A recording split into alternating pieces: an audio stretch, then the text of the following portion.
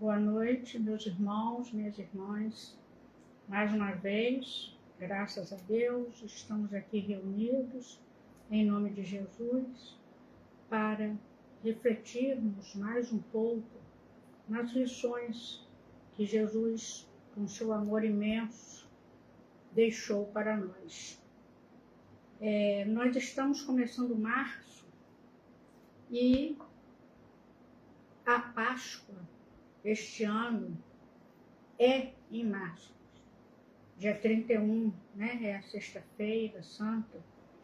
Então eu trouxe uma reflexão para que nós pudéssemos, durante o mês de março,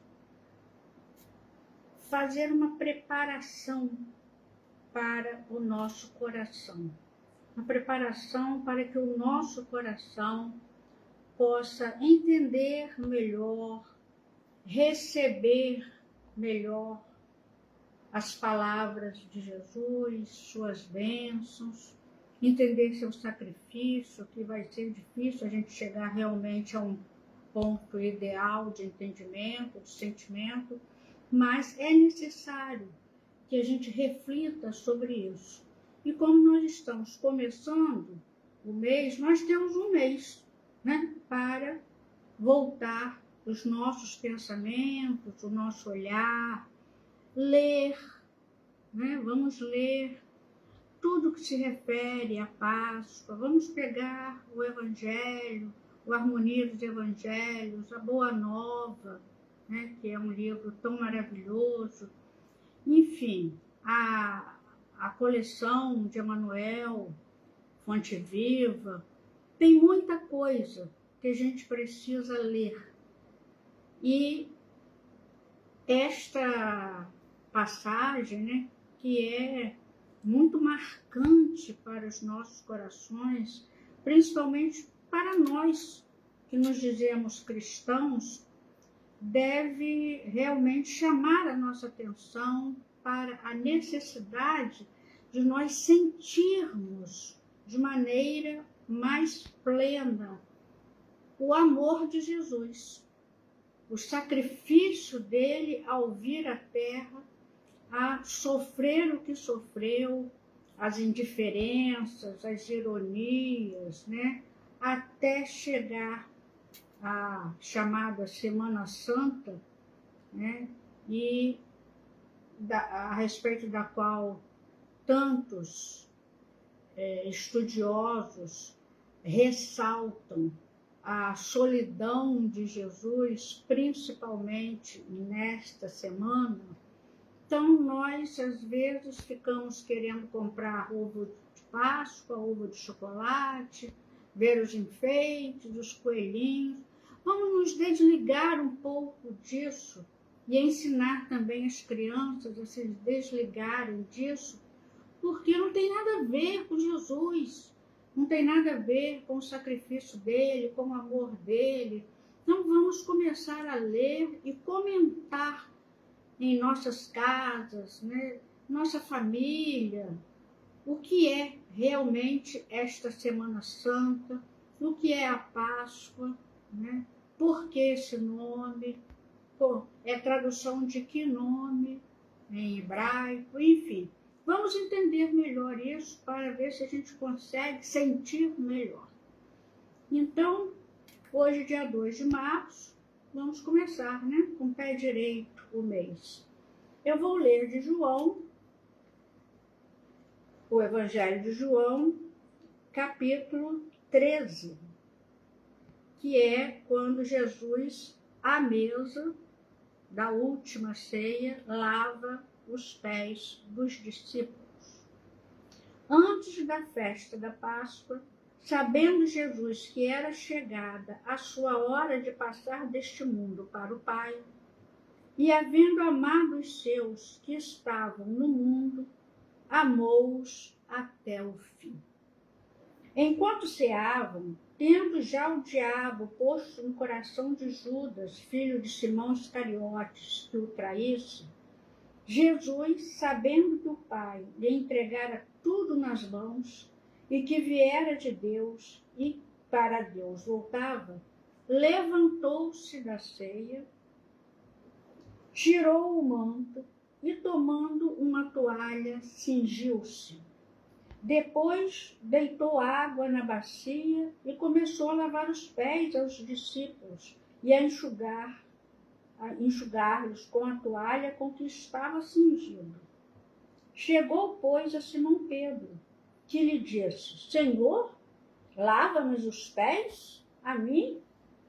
Respondeu-lhe Jesus: O que eu faço, tu não o sabes agora, mas depois o entenderás.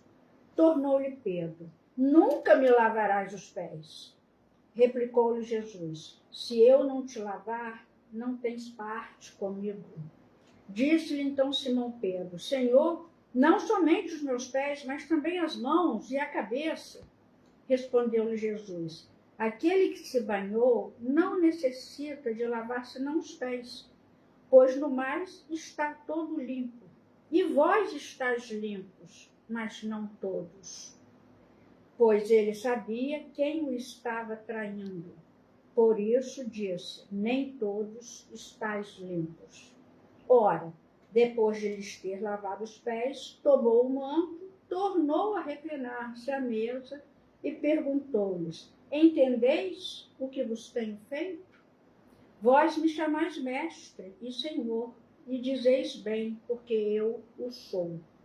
Ora, se eu, o senhor e mestre, vos lavei os pés, também vós deveis lavar os pés uns dos outros, porque eu vos dei exemplo, para que, como eu vos fiz, façais vós também. Em verdade vos digo, não é o servo maior do que o seu senhor, nem o enviado maior do que aquele que o enviou.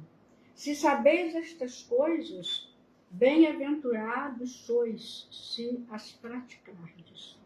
Não falo de todos vós, eu conheço aqueles que escolhi, mas para que se cumpra a Escritura, o que comia do meu pão levantou contra mim o seu calcanhar. Desde já vou-lo digo, antes que suceda, para que quando suceder, creiais que eu o sou. Em verdade vos digo, quem receber aquele que eu enviar, a mim me recebe.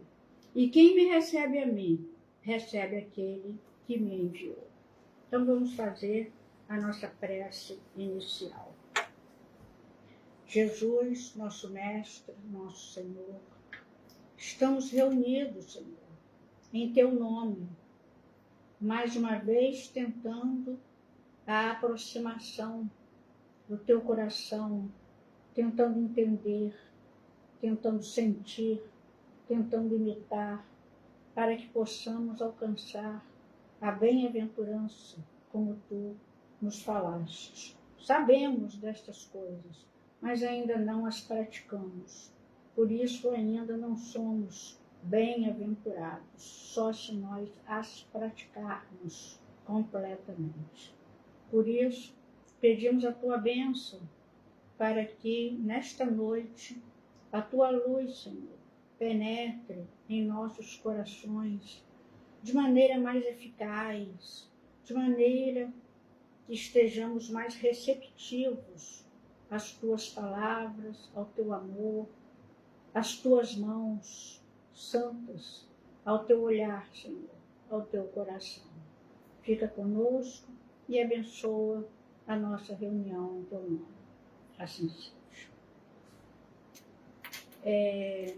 Meus irmãos, antes da festa da Páscoa, porque nós sabemos que Páscoa significa passagem, E o dia judaico é contado diferente do dia cristão, porque o dia judaico, todos nós sabemos, começa no entardecer do dia anterior, é quando o sol se põe.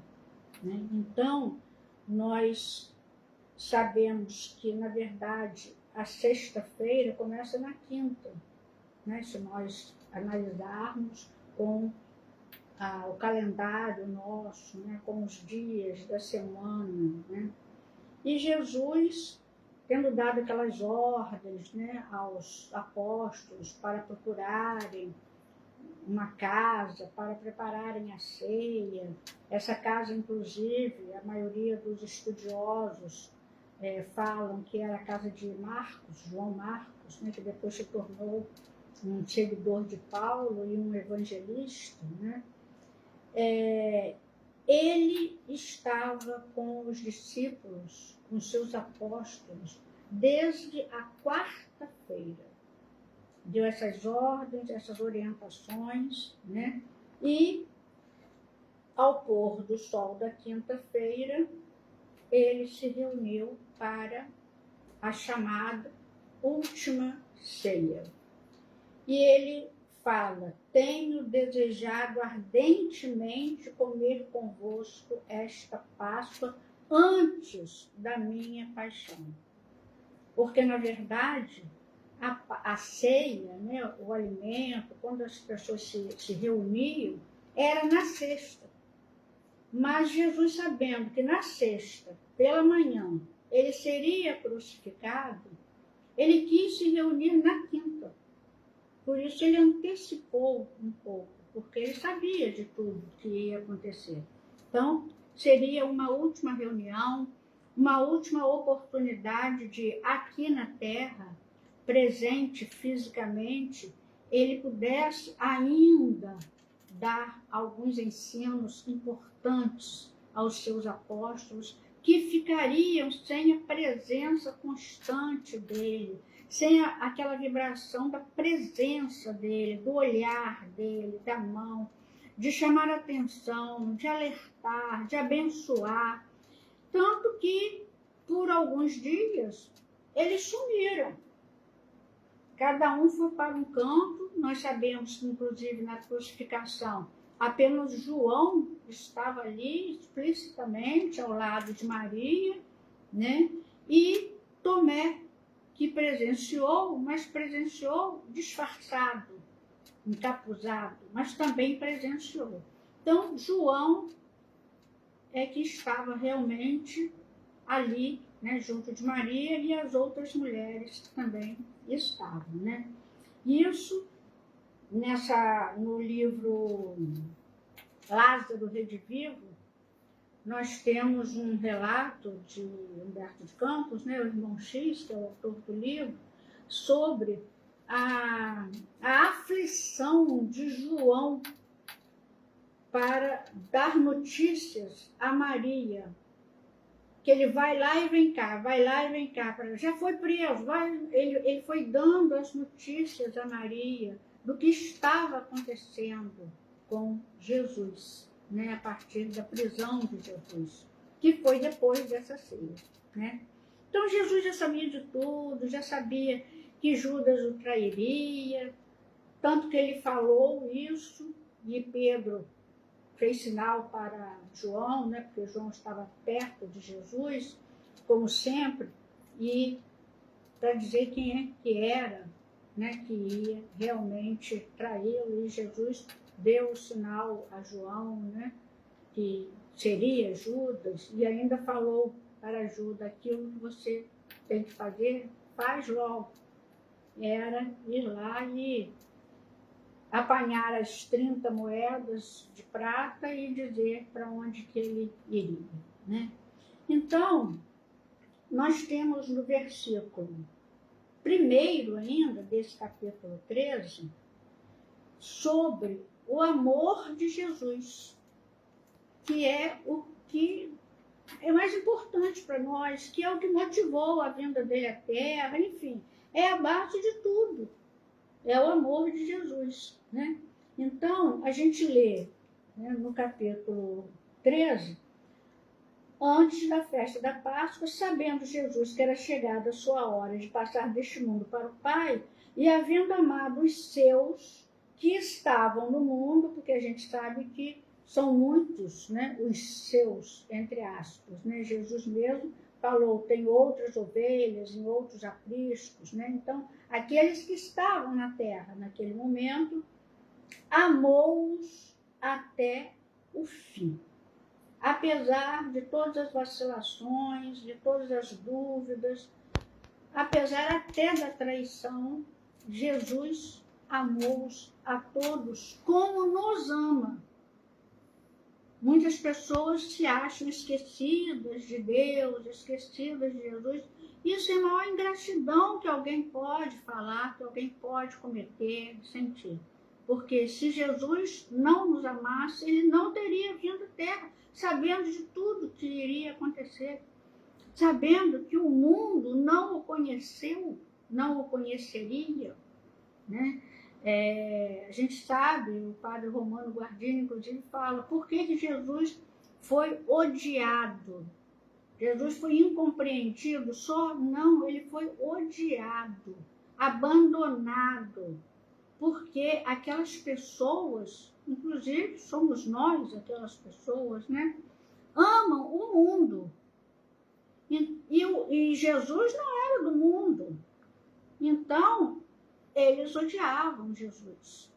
Eles não entendiam, não conseguiram entender, não conseguiram aceitar o que Jesus falava nem fazia, né? Então, olhem esse versículo que é importantíssimo, né? E amou-os até o fim. Nós podemos entender esse amor? Ainda não. Nós somos espíritos de um plano inferior, segundo degrauzinho da escala dos mundos, um mundo de provas e expiações. Confundimos aqui o nosso amor com muitos outros sentimentos que não são amor. Quanto mais entendermos o amor de Jesus, ainda não.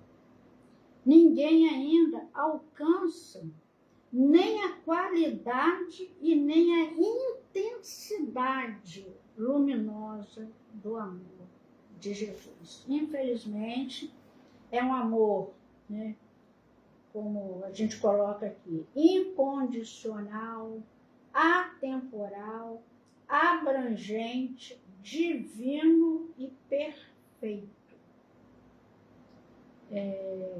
Acho que é Vinícius que fala que o nosso amor, ele faz um paralelo com uma classificação do estudo da língua portuguesa. Ele fala que o nosso amor é intransitivo, quer dizer, não alcança, não tem um objeto verdadeiro, né? Nosso amor para em nós, né?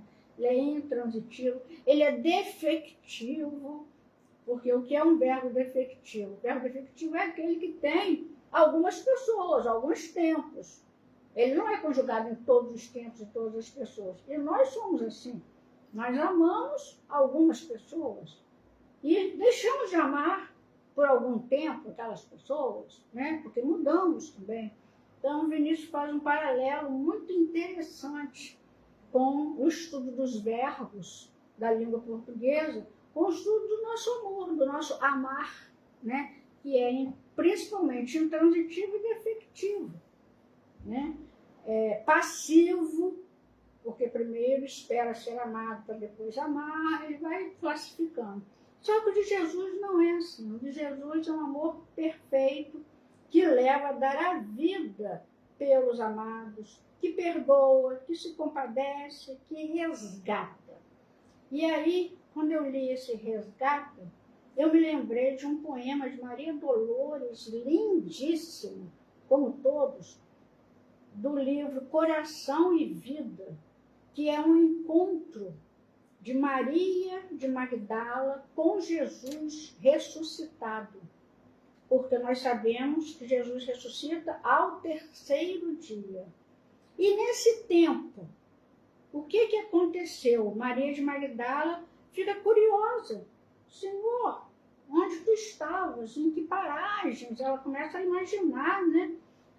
Onde Jesus estava. E Maria Dolores faz um poema lindíssimo, eu não vou ler todo, vou ler a última estrofe.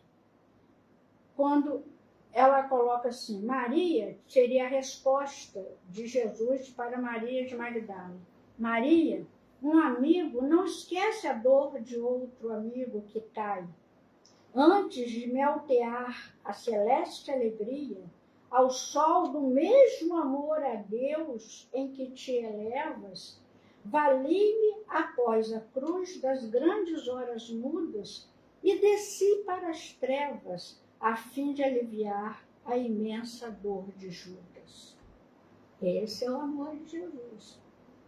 Podemos avaliar quando nós vamos alcançar essa luminosidade, né? Essa qualidade do amor de Jesus, né? E João fala, tendo amado os seus que estavam no mundo, porque realmente Jesus veio ao mundo, mas ele não é do mundo. Nós vemos em A Caminho da Luz que Emmanuel narra de forma muito clara. Não tem nada de metáfora ali, nada disso. É claro e evidente. Jesus recebeu das mãos do Pai o bloco incandescente. E ali ele colocou todas as suas energias para que fosse formada a terra. Com tudo. A vegetação, os rios, os mares, os seres vivos, fora o que Emmanuel fala, né, da química, da física, enfim, é um estudo maravilhoso quando ele coloca no item o divino escultor. Jesus foi o divino escultor da terra, sem metáforas, sem simbologias. Ele, na verdade, construiu. E o professor Humberto Vasconcelos escreve assim: Jesus veio ao mundo saturado de amor e compaixão. Insinuou-se nas veredas de nossas almas vacilantes, por onde ainda hoje peregrina até que a última de suas ovelhas seja recuperada. Trazia nas mãos a candeia da consolação e da esperança. Foi isso que ele veio nos trazer. A esperança na certeza de que nós poderemos evoluir, nós poderemos habitar outros mundos mais evoluídos, né? Mas ele veio saturado de amor e compaixão. Ele sofre por nós. E a gente vê também nesse trecho do Evangelho de João que antes disso, de Jesus se levantar, né? Tirar o manto, cingir-se com uma toalha e lavar os pés dos discípulos, ele estava ouvindo, tinha acabado de ouvir uma discussão entre alguns dos apóstolos. Os apóstolos estavam ali, junto dele, na ceia, sobre quem seria o maior. Quem seria o maior dentre eles? Eles estavam discutindo isso. E Jesus, então, olha para eles entristecido. Entristecido, porque é uma pequenez nossa, né? Querer ser maior do que o outro, querer ser melhor, mais bonito, competir em tudo na vida, até na parte espiritual. Às vezes você olha um amigo, né? Que a gente considera amigo, que ele se considerava amigo, né?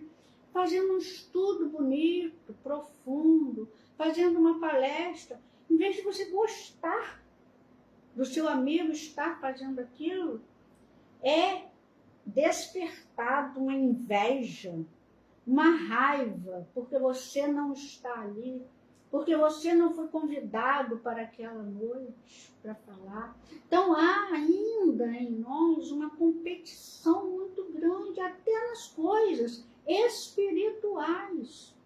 Então, dentro das igrejas, dentro das casas espíritas, né? Quem é que pode falar, quem é que não pode, porque é filho de fulano ou cicrano, porque é doutor fulano, não é doutor cicrano. Enfim, há uma competição porque nós ainda não alcançamos um patamar de fraternidade e de visão do que é realmente ser cristão. Os cristãos não sabem o que é ser cristão. Na hora que nós aprendermos, as coisas vão ficar bem melhores, né? E aí, então, Jesus levanta-se. Quer dizer, ele está no nível, que há um comentário desse também, né? Jesus está no mesmo nível, sentado no mesmo nível dos apóstolos.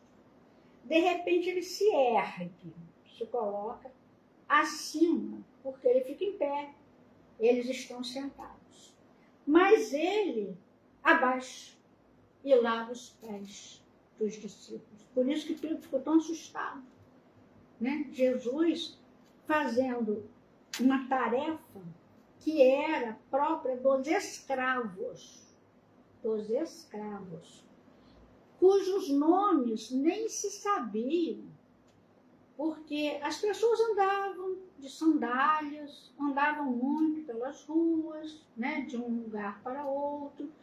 As ruas não eram pavimentadas, então realmente tinha muita poeira, quando não tinha lama, né? E aí passava por uma poça d'água, aí aquela poeira virava um lodo, uma lama. Então, quando entrava nas casas, ou sua própria casa, ou uma casa para a qual foi convidado, havia sempre um escravo na porta, esperando os convidados para lavar os pés.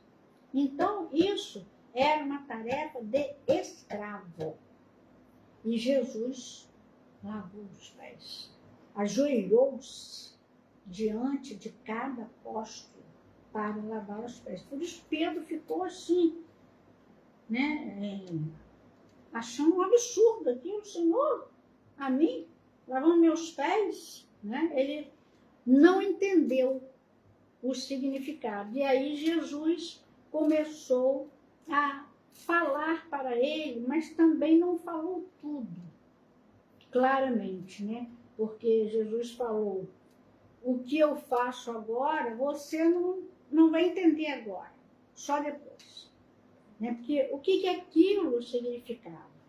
Então, Humberto de Campos, no livro Boa Nova, no capítulo 25, narra o seguinte: Jesus havia oferecido a cada companheiro um pedaço de pão e uma bilha de vinho. Tomai e comei, este é o meu corpo. Bebei, porque este é o meu sangue, dentro do Novo Testamento, a confirmar as verdades de Deus. Tudo simbólico. Este pão significa do banquete do Evangelho. Este vinho é o sinal do Espírito renovador dos meus ensinamentos. Constituirão o símbolo de nossa comunhão perene no sagrado idealismo do amor, com que operaremos no mundo até o último dia. Todos os que partilharem conosco através do tempo, não era só naquela época, através do tempo, desse pão eterno e desse vinho sagrado da alma, terão o espírito fecundado pela luz gloriosa do reino de Deus, que representa o objetivo santo dos nossos destinos. Então, nós temos que evoluir, nós temos um objetivo santo. Então, nós temos que seguir as pegadas de Jesus. Essa foi como uma aliança ali que Jesus fez, né, com os seus próprios apóstolos e estendeu para todos que partilhassem, para todos que seguissem. O mestre se ergue para espanto de todos, despe sua túnica, cinge-se com uma toalha em torno dos rins. Havia, segundo Humberto de Campos, interrompido uma palestra íntima com João. Ele estava falando com João, talvez, quem sabe, sobre aquele que iria traí-lo, né? Que ocorria em paralelo com observações feitas entre Tiago e os filhos de Alfeu, sobre qual seria o maior de todos quando chegasse o reino em sua grandeza. Aquilo era hora para fazer uma disputa dessa. Quem é o maior? Quem vai ser o maior? Que lugar nós vamos ocupar? Eu vou ocupar um lugar mais alto que o seu?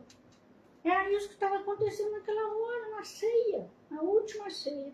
Então, narra Humberto de Campos, seu olhar em direção aos discípulos era de entristecida piedade. Ele ficou com pena daqueles apóstolos escolhidos por ele por disputarem, né, os primeiros lugares, né? E aí ele se levanta para mostrar, né, a necessidade da humildade. É uma grande hora de exemplificação. Eu não quero ser o maior. Vocês não têm que querer ser o maior, né? Então, ele começa a lavar os pés, né, dos discípulos. É lógico que Pedro também, nessa hora, mesmo não aceitando que Jesus lavasse os seus pés, ele lança, narra o Evangelho, né, um olhar de desprezo ou de repreensão para os outros, porque Jesus já tinha lavado os pés de alguns. E vocês não fizeram nada? Vocês deixaram? Então, quando chegou na vez dele, ele falou, eu não vou deixar.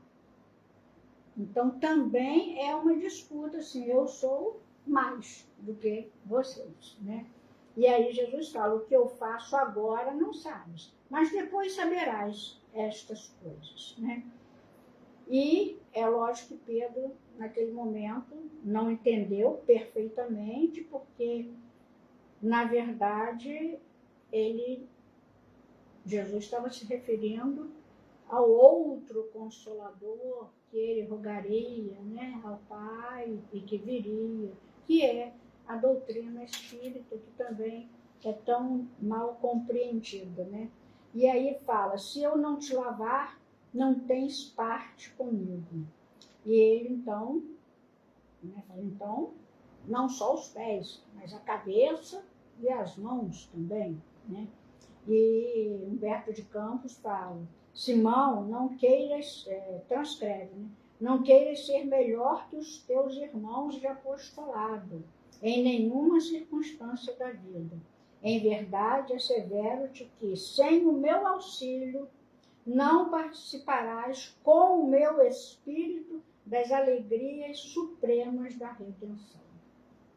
Então, nós precisamos entrar em comunhão com Jesus, para alcançarmos, recebermos o seu auxílio para evoluirmos, para estarmos com ele, né? Sem o meu auxílio, não participarás com o meu espírito das alegrias supremas da redenção. Senhor, então, não somente meus pés, mas também as mãos e a cabeça. Então, diante, né, uma possibilidade, vamos dizer assim, né? Porque Jesus fala isso, não terás parte comigo, aí Pedro fica meio assustado. Eu vou ficar longe do Senhor? Então, diante dessa possibilidade de não corresponder, né, às expectativas de Jesus, que não terás parte comigo, significa o quê? Não estarei junto, né? Não terei a aprovação, é isso, né? Então, imagina quanta coisa passou pela cabeça de Pedro diante dessas palavras de Jesus, né? Porque então havia uma expectativa de Jesus em relação a Pedro, né? E ele então, com medo de não corresponder, porque ele amava sim o mestre. Simão, tu me amas? Sim, Senhor. Eu te amo. 3 vezes isso, né? Então, ele realmente amava. Mas, como o Vinícius fala, nós não sabemos amar ainda. O nosso amor não é o de Jesus, né? E ele ficou com medo de ficar afastado, de ficar longe de Jesus se decepcionar com ele, né? Não corresponder às expectativas de Jesus. Porque realmente é triste quando nós, por acaso, né, pela nossa maneira de ser e tal, a gente decepciona aqueles que estavam confiando em nós, os nossos pais, né, a família, a esposa, o marido, né? Eu confiava.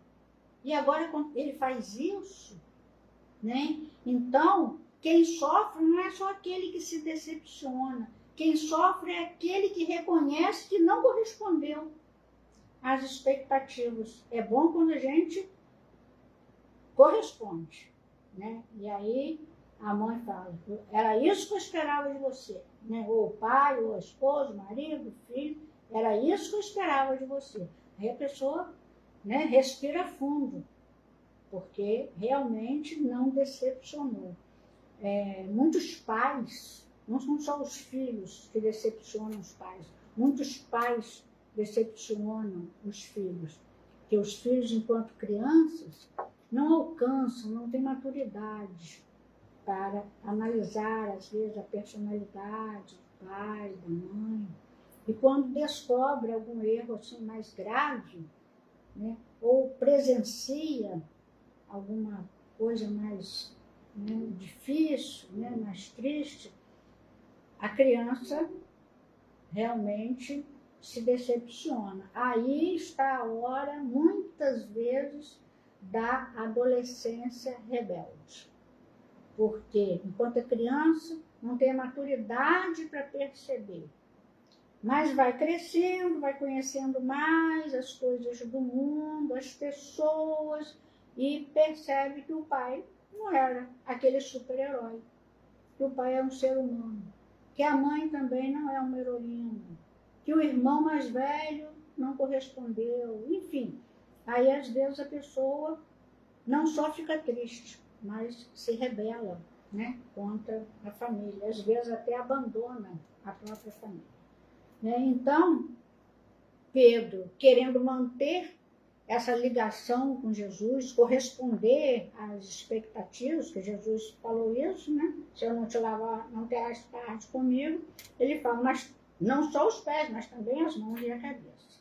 Então, quando nós iniciamos uma renovação, porque naquele momento os apóstolos estavam no fim de uma etapa e no início de outra. Muito difícil. Estavam no fim de uma etapa que era a presença do Cristo, falando ali todo dia com eles, andando com eles, fazendo com que eles presenciassem os chamados milagres, enfim. Era só alegria, só espanto, perplexidade diante das maravilhas que Jesus fazia. Mas isso durou 3 anos.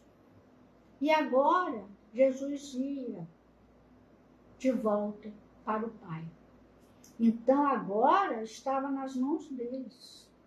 Momento dificílimo, dificílimo para eles. Então eles precisavam estar preparados, porque seria um momento de renovação. É o momento em que o filho, muitas vezes, perde o pai e tem que assumir a despesa da família. Mas o filho não trabalhava ainda, então ele tem que assumir a responsabilidade toda. E aí é difícil. Se ele não tiver uma seriedade, uma cabeça no lugar, vai ser difícil. Ele vai se lembrar do pai.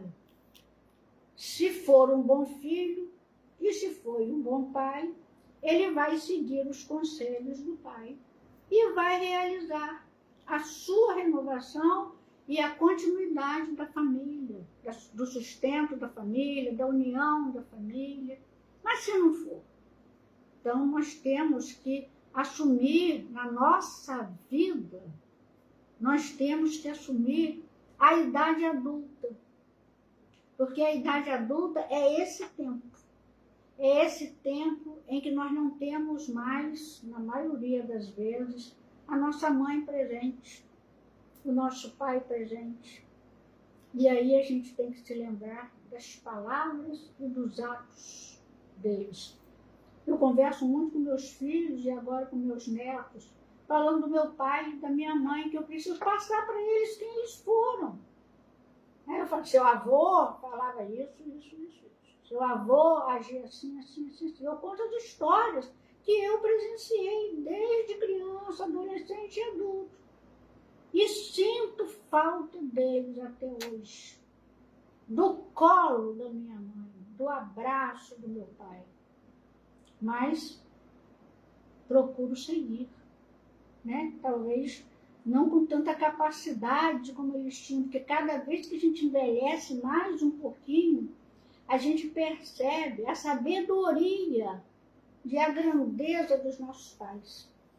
E é isso que eu quero deixar assim muito claro na minha família agora, já avó, né? Porque eu sou a única filha que ficou, meus 3 irmãos já não estão no plano terreno, cabe a quem passar isso tudo? A mim.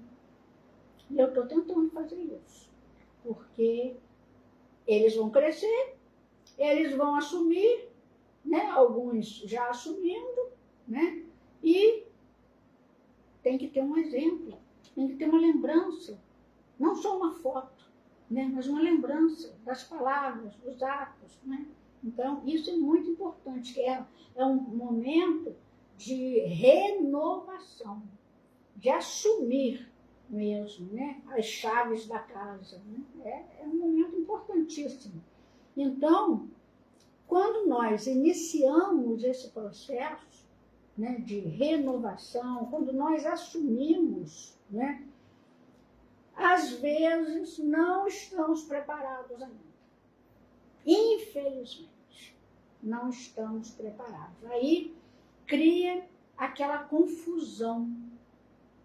E muitos que não estão preparados até começam a brigar pela herança, dizer quem manda sou eu, né? Em vez de assumir a união da família, o exemplo, seguir. Por quê? Isso tem um exemplo muito nítido numa das parábolas de Jesus, que é a parábola das bodas, ou da grande ceia. As parábolas de Jesus são ensinamentos profundíssimos, né? Porque todos são convidados, mas nem todos estão vestidos com a túnica nupcial. O que é isso?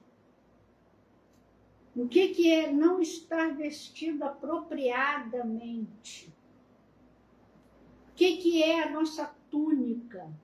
É o nosso perispírito. Somos nós. Então, aquele que não estava vestido com a túnica nupcial, quer dizer, com a vestimenta necessária para estar ali presente, o que é essa vestimenta? O que veste o nosso espírito? O nosso perispírito. Aquele que não está vestido com a túnica nupcial, aquele que não soube tecer a sua túnica durante a sua vida, não consegue ficar no banquete da paz, da harmonia, junto a Jesus. Porque o tecer é difícil e demorado.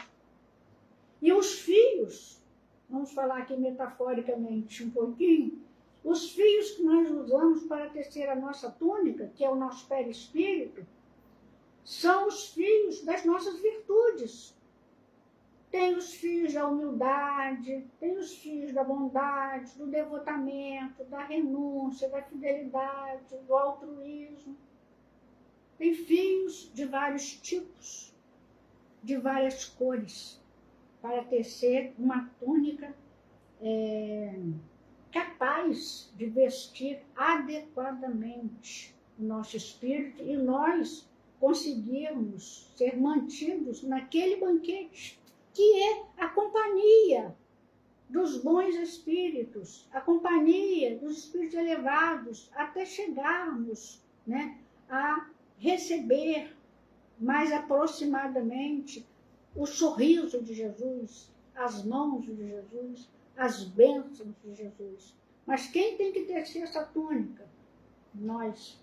Cada um tem que tecer a sua própria túnica, né? Tônica. É a boa vontade, é a fraternidade, é a obediência.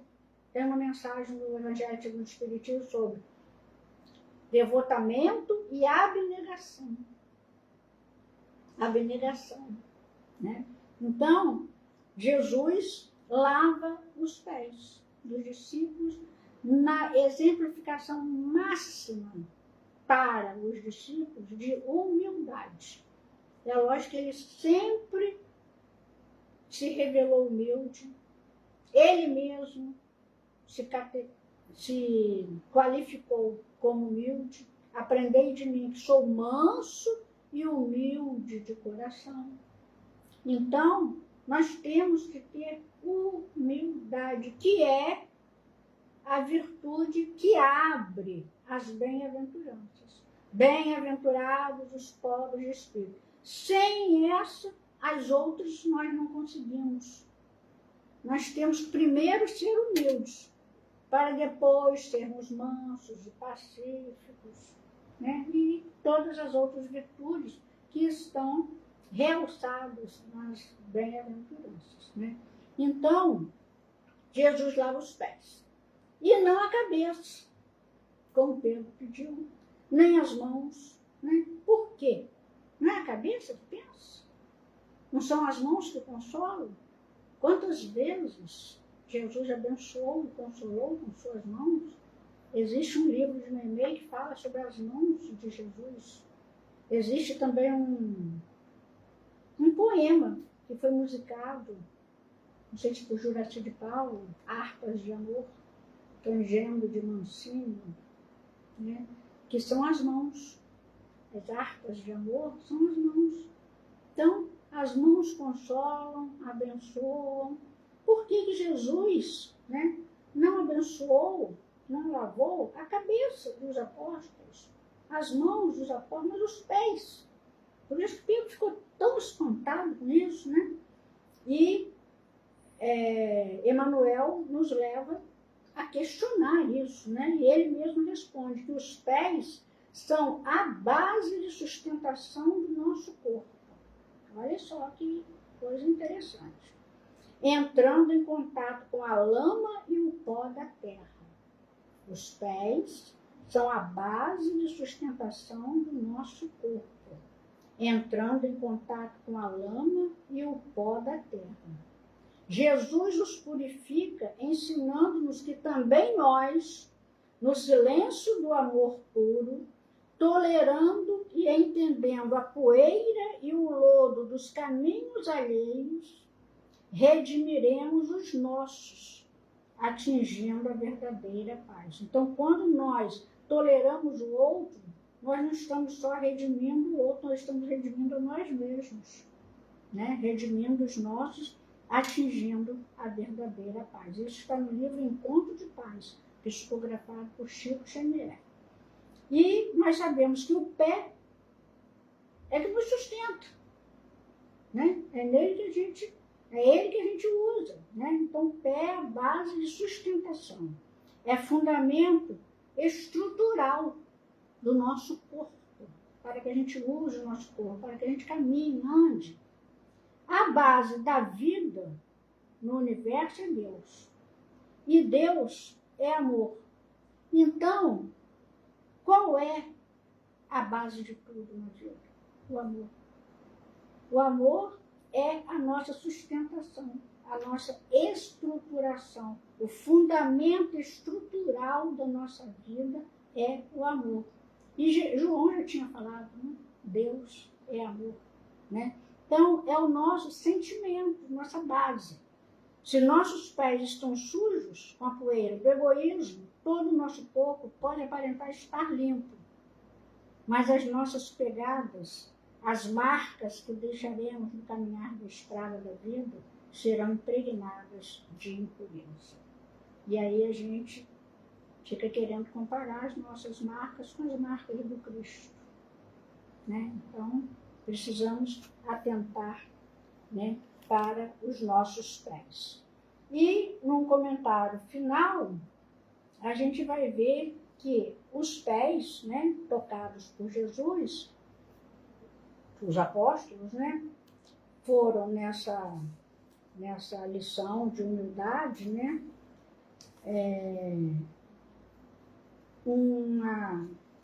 um ato em que Jesus desatendeu mais uma vez o preceito da impureza legal, porque não era o dono da casa, o chefe, o patriarca, que lavavam os pés. Os pés são sujos, sujos de areia, sujos de lodo, sujos de lama. Eram os escravos que lavavam. Mas Jesus nunca se importou com isso, porque a lição dele era muito além de tudo isso, de coisas materiais, né? E Jesus sempre desatendeu os preceitos de impureza legal para aliviar a dor do próximo, né? Ele tocou no leproso. Senhor, se tu quiseres, podes tornar-me limpo. E Jesus, quero. E tocou no leproso e ele ficou limpo.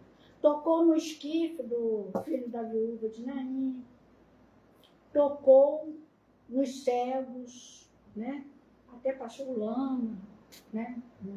Nos olhos de um cego, enfim. Ele tocou a filha de Jairo, né? Que também estava sendo considerada morta. Então, ele tocava nos mortos, nos doentes, nos leprosos, independentemente de estar ou não desatendendo os preceitos, né, da impureza legal. E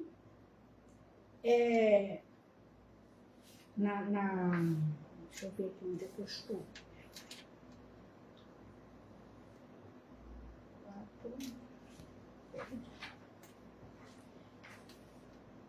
Sim. E aí,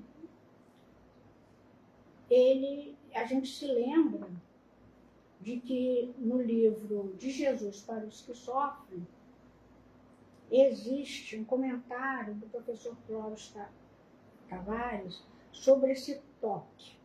Porque, imaginem, o que seria esse toque de Jesus? Jesus curava, não precisava nem tocar, né? Porque, na verdade, ele curou os 10 leprosos e nem tocou neles. Ele andava por entre a multidão e as pessoas iam sendo curadas. A hemorroíça tocou no manto dele, né? E foi curado. Então, a gente vê que o toque de Jesus é uma coisa assim, impressionante. Nós ainda não entendíamos, mas até os apóstolos conseguiam curar. Pedro curou vários, até a sombra de Pedro curaram. Então, ainda não alcançamos isso, esse poder, né?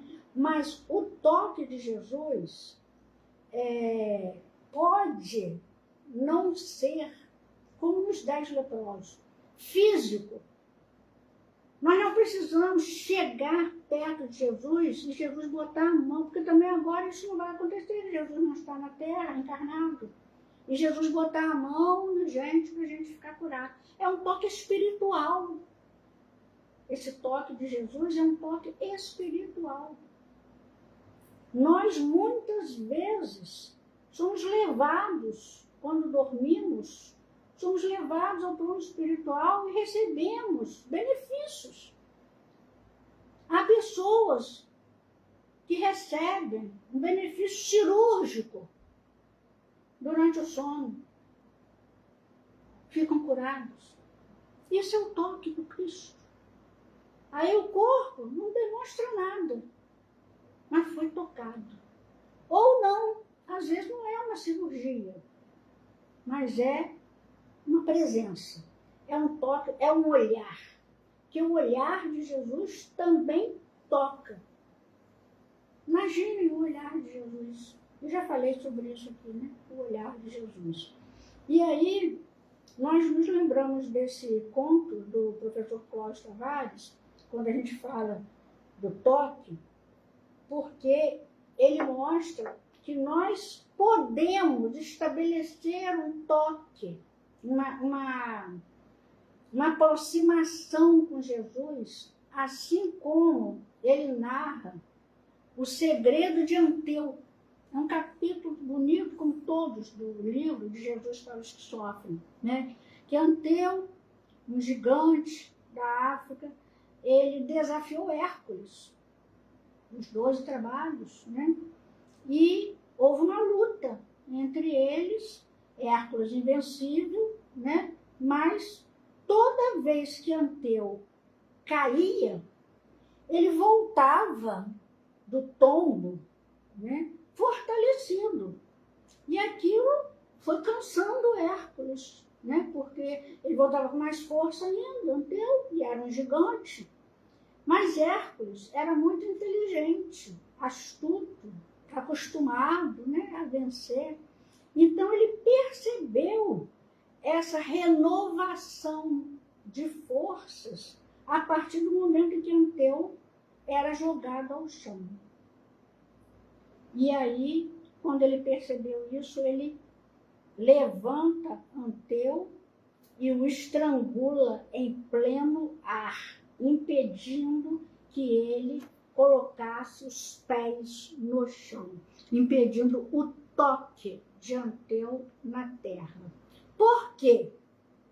Porque Anteu era filho da terra, sua mãe, e era sua mãe que renovava as suas forças. E ele, sabendo disso, que ao contato com a sua mãe, ele renovaria as suas forças, ele se deixava conduzir para a terra, se deixava tombar para poder renovar as suas forças. É um conto muito bonito, porque o professor Clóvis mostra que nós também podemos, né, buscar esse toque de Jesus, essa aproximação de Jesus, né?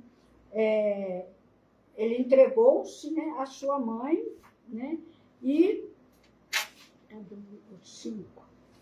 ele deixa se deitar, né, se tombar, vamos dizer assim, na terra, para que ele possa renovar as suas forças.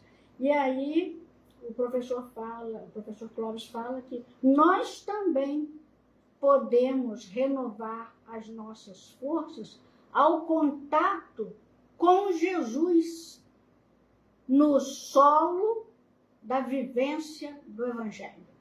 Assim como Anteu renovava suas forças no solo, na terra, que era sua mãe, nós podemos renovar as nossas forças no solo da vivência do Evangelho. E aí não perderemos as nossas lutas. É um capítulo muito bonito, muito instrutivo, interessante mesmo, né? Porque nós precisamos renovar as forças. A vida nesse plano é uma vida difícil, de muitas provas realmente, e muitas expiações. Então, às vezes, a gente enfraquece até fisicamente. Às vezes, a dor é tão grande que nós nos abatemos fisicamente. Né? O corpo fala, não é só no teatro, não. O corpo fala na vida. Então, emagrecemos, há pessoas que perdem cabelo, ficam frágeis, sofrem fraturas espontâneas, porque estão frágeis espiritualmente, frágeis psicologicamente, entram em depressão, perdem a força, o corpo não reage mais. Né? Então, onde nós vamos renovar as nossas forças? Quem vai renovar as nossas forças? Jesus. Onde?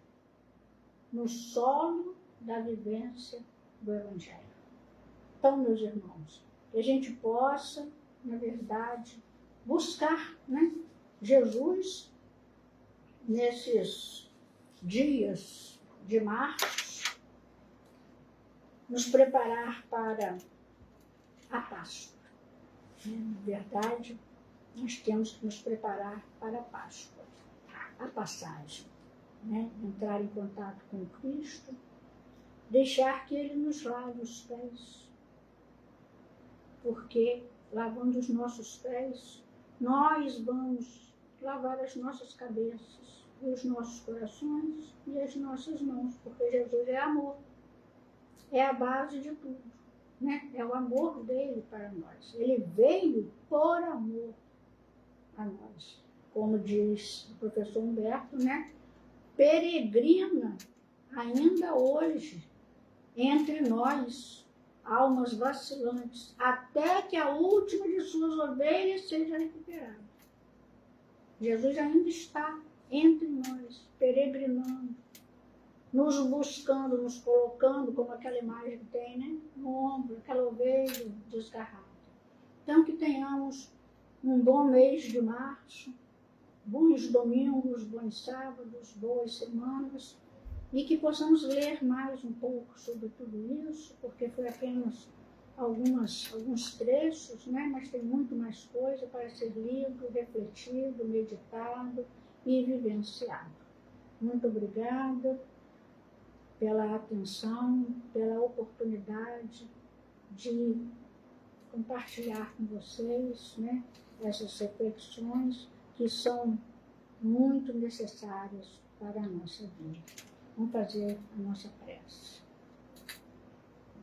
Obrigado, Jesus, por estes momentos em que estivemos mais voltados para o Teu Evangelho, principalmente para o Teu sacrifício, por amor, porque Tu vieste, Senhor, por amor, fazer a vontade do Pai, mas a Tua vontade também, porque Tu quiseste nos recuperar, nós, ovelhas desgarradas, que nós possamos continuar no Teu aprisco, que nós possamos não nos perder em caminhos tortuosos, caminhos de lama, de poeira e de lodo. Que estejamos seguindo a Tua luz, que estejamos sempre ouvindo a Tua voz que nos chama. Despede-nos, Senhor, na Tua doce e santa paz. Assim seja.